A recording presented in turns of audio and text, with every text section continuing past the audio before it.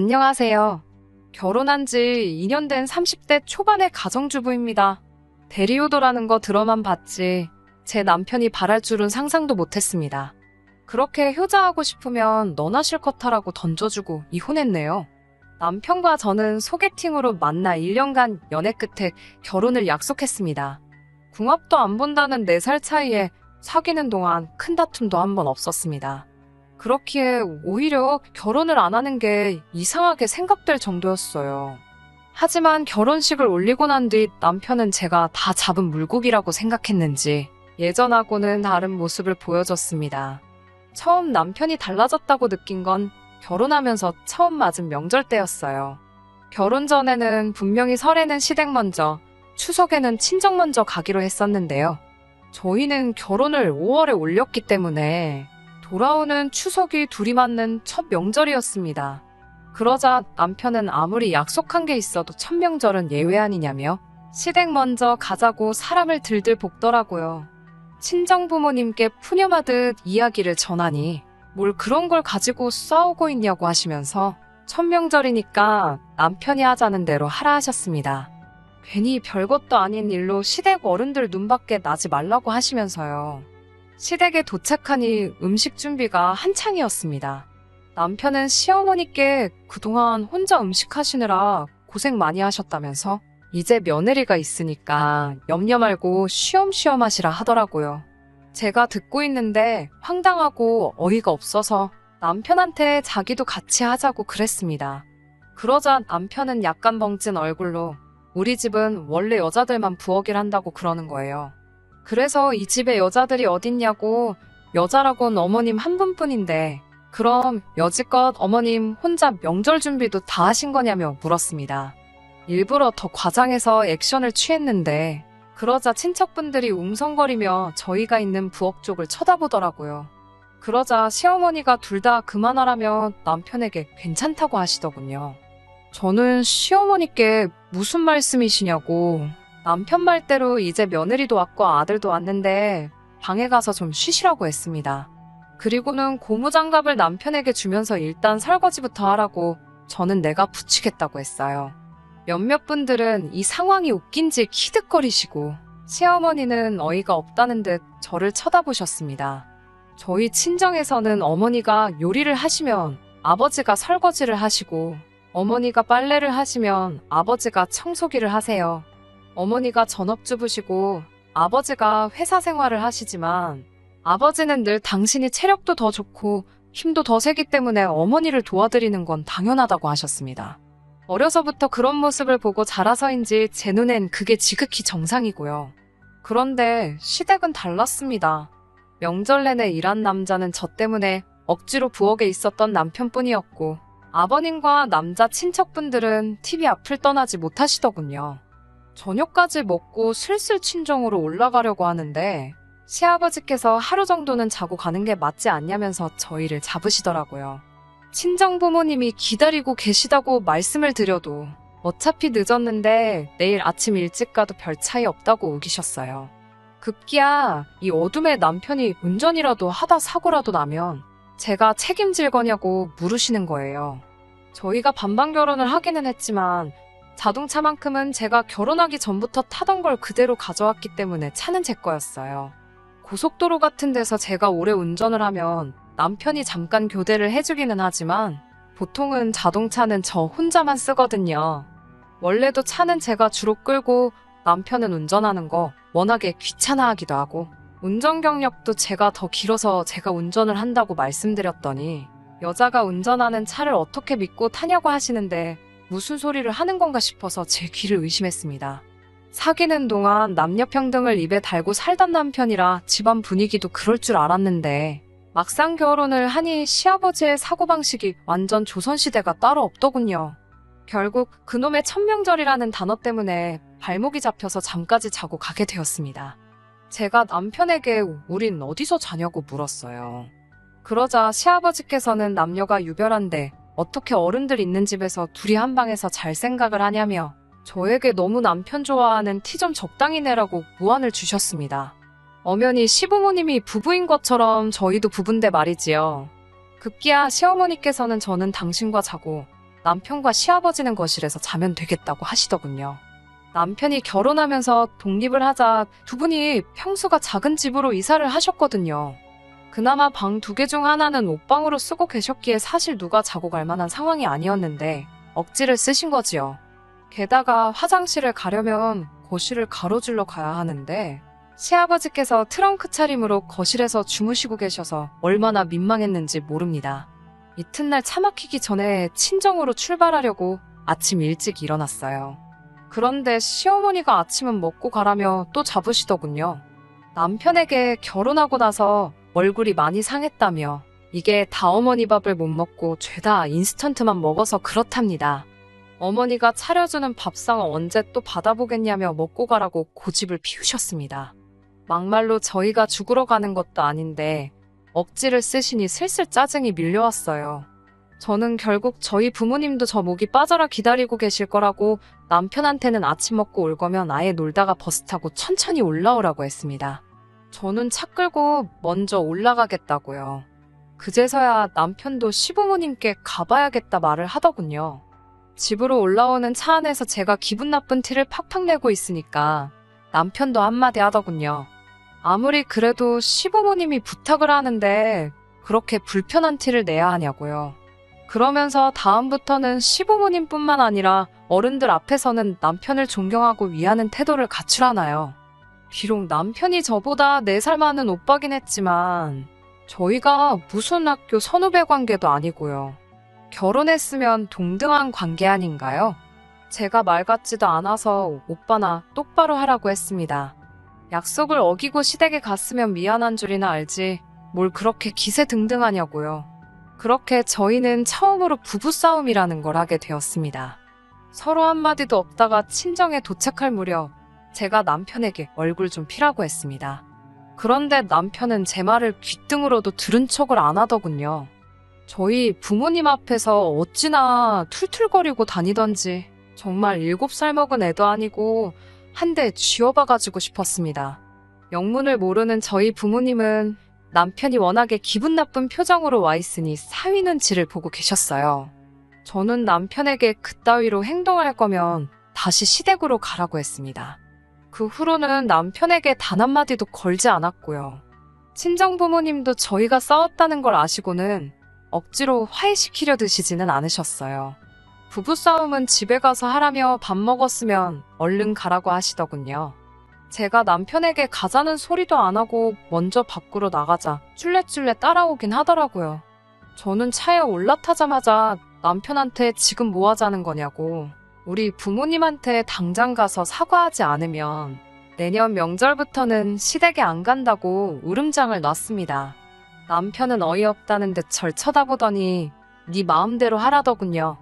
아마 그때는 제가 괜히 아무 말이나 한다고 생각했겠지요. 하지만 전 그때 굳게 마음을 먹었습니다. 남편이 진심으로 저와 저희 부모님께 사과하지 않으면 저도 시댁에 일절 연락도 방문도 하지 않기로요. 부부싸움은 칼로 물베기라고 했지만 제 마음속의 앙금은 쉽게 가시질 않았습니다. 그리고 시간이 흘러 설이 돌아왔어요. 설이 되기 일주일 전부터 남편 혼자 난리가 났더군요. 시아버지는 족발을 좋아하시고 시어머니는 월남쌈을 좋아하신다며 그걸 사갈 거냐 만들어 갈 거냐. 그래도 며느리 되고서 처음 맞는 설인데 직접 만들어가는 게 보기 좋지 않겠냐며 북치고 장구치고 호들갑이더군요. 저는 애시당초 아무것도 할 생각이 없었기 때문에 대답하는 척만 하고 적당히 호응만 해주고 있었습니다. 명절 하루 전날 제가 남편보다 한두 시간 정도 일찍 퇴근을 했어요. 징검다리 휴일까지 하면 거의 5일 가깝게 쉬는 거였어요. 친정 부모님께 전화해서 내일 내려갈 건데 혼자 갈 거니까 사위 먹인다고 뭐 준비하실 필요 없다고 하니 그래도 남편하고 같이 와야지 왜 혼자 오냐고 하시더군요. 나는 우리 집으로 그 사람은 그 사람 집으로 각자 가야 될 곳으로 갈 거라고 하니 친정 부모님은 저희가 그렇게 합의를 했는 줄 아셨나 봐요. 그러면 우리 딸 오면 오랜만에 같이 산이나 갔다 올까라며 즐거워하시는데 동네 뒷산 가는 것만도 저렇게 기대를 하시니 그동안 자주 찾아뵙지 못해 죄송한 마음이 들었습니다. 사실 가깝다면 가까운 거리인데 직장 생활하랴 살림하랴 그러다 보니 자주는 못 가게 되더라고요. 얼마 지나지 않아 남편이 집에 왔어요. 남편은 차 막히기 전에 내려가야 되니까 새벽 5시쯤 출발하자고 그러더군요. 그러면서 음식은 어딨냐고 묻길래 뭔 야밤에 음식이냐고, 잘 시간인데 배가 고프냐고 물었습니다. 남편이 무슨 생각으로 꺼낸 말인지 진작에 말뜻을 알아들었지만 일부러 모르는 척 했어요. 남편은 아무것도 준비를 안 했냐며 어이없단 식의 제스처를 취하더군요. 우리 부모님께 죄송하다고 했냐니까 무슨 이야기인지 기억도 못 하더군요. 작년에 내가 한 말 생각 안 나냐고, 사과 안 하면 시댁에 안 가겠다고 하지 않았냐 하니까 지금 장난치는 거냐며 얼굴이 험악해지더군요. 자기 체면은 어떻게 되냐면서요. 나는 우리 친정에서 체면 없냐고 따지니 여자가 무슨 체면이 있냐고 그러더군요. 남편이 저를 어떻게 생각하고 있었는지 정확히 알 수 있었어요. 연애할 때는 여자나 남자나 똑같다며 밥 먹을 때도 더치페이하고, 결혼 준비도 남자 여자 똑같이 반반씩 하고, 여자도 경쟁력을 잃지 않게 맞벌이하며 독립적인 주체가 돼야 한다던 인간이었는데, 말하는 꼬라지를 보아하니 연애할 때는 그냥 본전 생각만 하던 쪼잔한 남자였어요. 완전 사기 결혼 당한 것 같았습니다. 남편은 혼자분을 삭히지 못하고 씩씩거리다가 정말 혼자서 새벽에 시댁에 가버렸어요. 정이 떨어질 대로 떨어진 상황이었지만 괘씸하기도 하고 열받더군요. 그나마 차는 그대로 있더라고요. 어차피 차키는 제가 보관하기 때문에 굳이 제 가방까지 뒤져가면서 차키를 몰래 빼내지 않은 것 같았습니다. 그래서 제가 차를 몰고 친정에 갔습니다. 친정 부모님은 남편이 오지 않은 것에 대해서 조금 걱정하시는 눈치긴 했지만 그래도 저랑 같이 설을 보낼 수 있어서 좋다며 기뻐하셨어요. 그렇게 명절 연휴가 끝나가던 즈음에서 남편에게 전화가 걸려왔습니다. 미안하다고 사과라도 하려고 그러나 싶어서 전화를 받았더니 시어머니가 욕실에서 미끄러져 넘어지셨다며 지금 병원 응급실이라고 하더군요. 아무리 남편이 꼴보기 싫고 시댁이 싫어도 걱정은 되잖아요. 친정 부모님도 얼른 가보라고 하셔서 바로 병원으로 향했어요. 의사 선생님 말로는 나이도 있으신데다가 원래 뼈가 튼튼하지 못한 분이라서 좀 오래 입원해 계셔야 할 것 같다더군요. 남편이 자기는 출근해야 되니까 저더러 휴가 쓰고 시어머니 곁에서 병간호를 도우라더군요.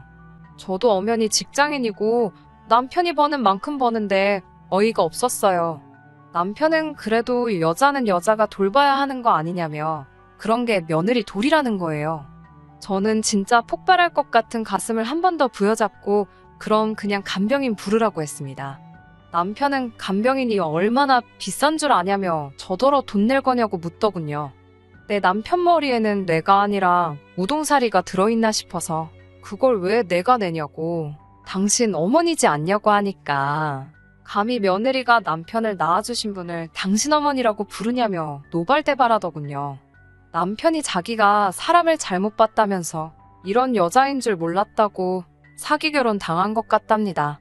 저도 그때는 이판사판이었어요. 누가 누구한테 사기 결혼을 운운하냐고. 나야말로 오빠가 이렇게 구시대적이고 구닥다리인 줄 몰랐다며 효도하고 싶으면 직접 하라고 소리를 질렀습니다.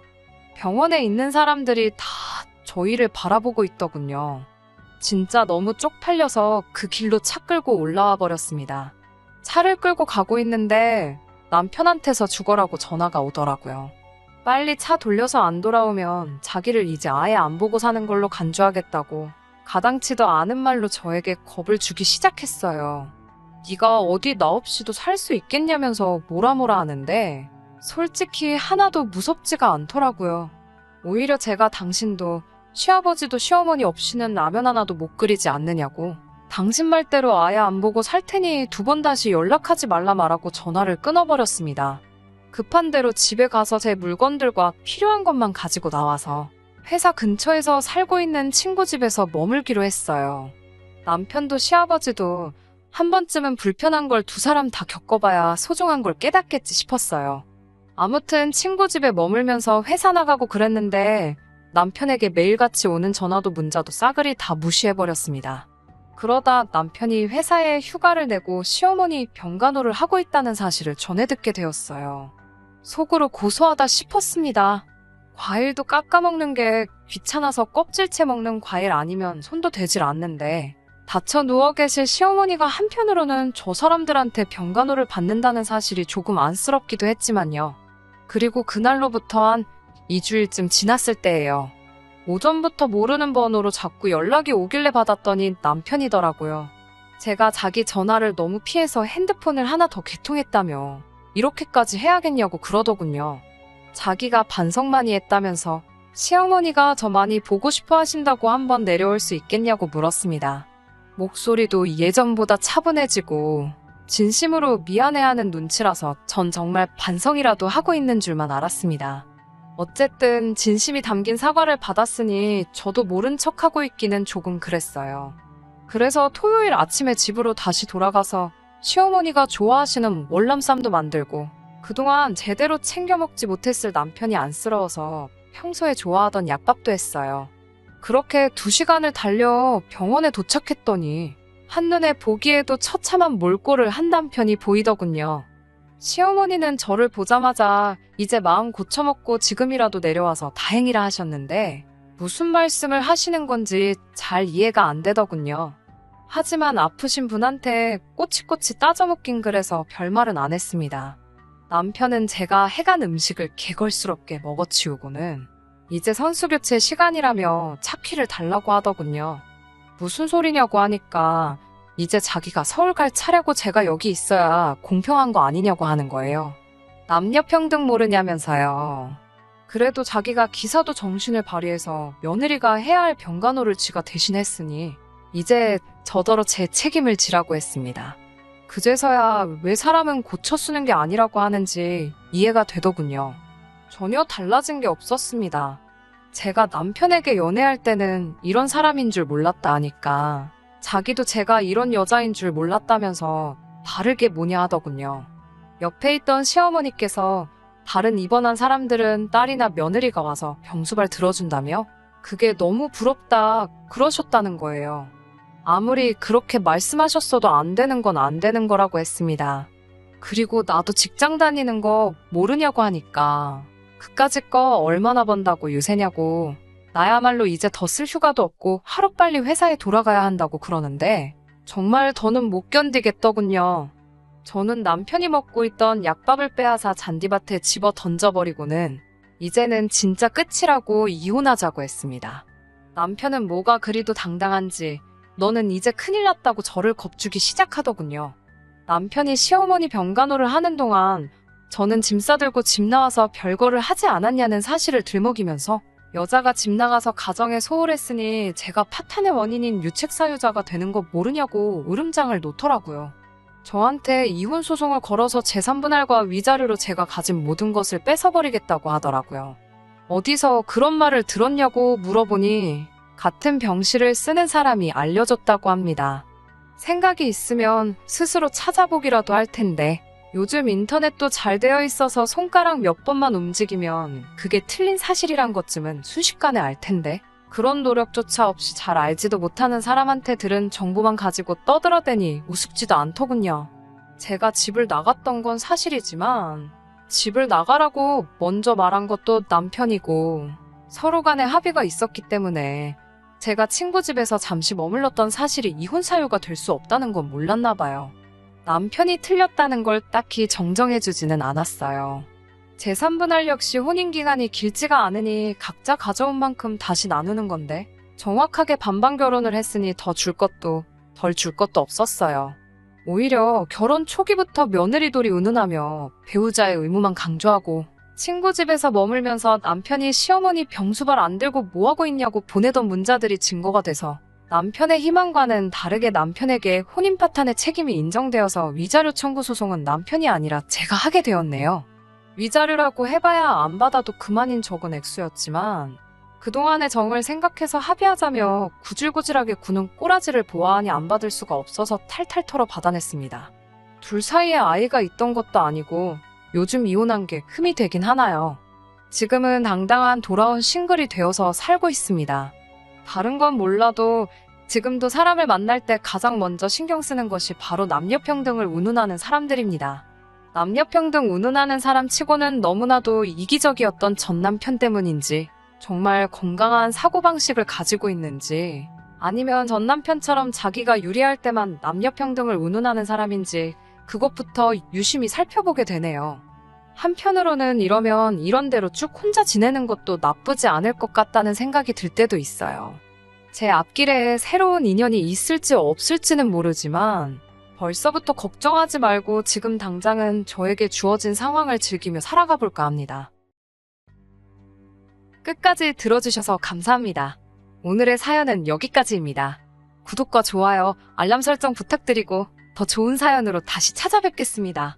감사합니다.